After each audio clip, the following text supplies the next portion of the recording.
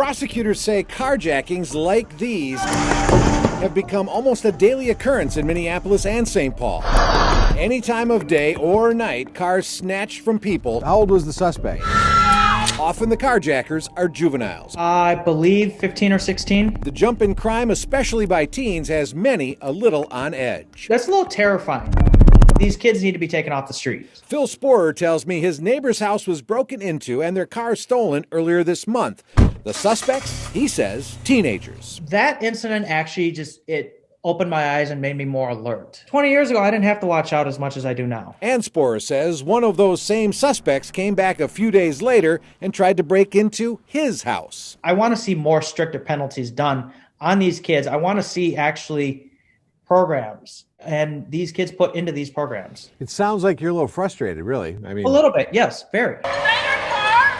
The Hennepin County Attorney's Office tells me juvenile crime overall is down this year.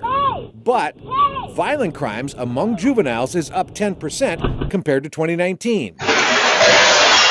They sent us this list: 18 juveniles charged with homicides and gun crimes this year, with ages ranging from under 16 up to 17 years old. And it does not include any of the recent carjackings. Carjackings kind of have a unique niche. The victims are often people who are not ever anywhere near crime, and they're getting out of their car and they're unloading their groceries, and these people jump out of the bushes.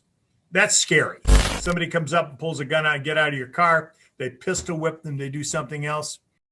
That's real serious. And so the latter, the carjackings in the juvenile court, for example, those people are booked and held. Hennepin County Attorney Mike Freeman tells me if a juvenile commits a violent crime of any kind, they get the full force of the law. Repeat violent offenders get the same treatment. If it, on the other extreme, it's a serious crime, it's a personal crime, well, we have detention. We have some institutions in Minnesota that hold kids and try to work with those kids. And there is one thing, Jay, that we don't deviate one iota on. That's gun cases. You're found, you carry a gun, you're going to do time, period. And if it's nonviolent? What is designed to help bring that young person around to get out of a life of crime?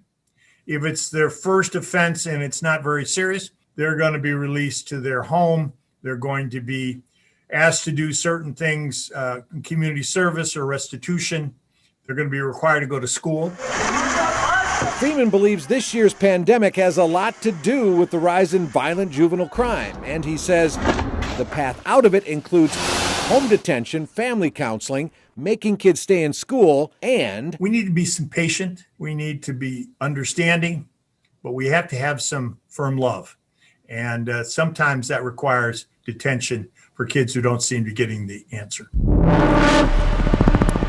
But patience for residents like Phil Sporer is running thin. You know, there's been more shootings, and now there's people trying to break into houses right next door to us. As well as your own. Yep, as well as our own.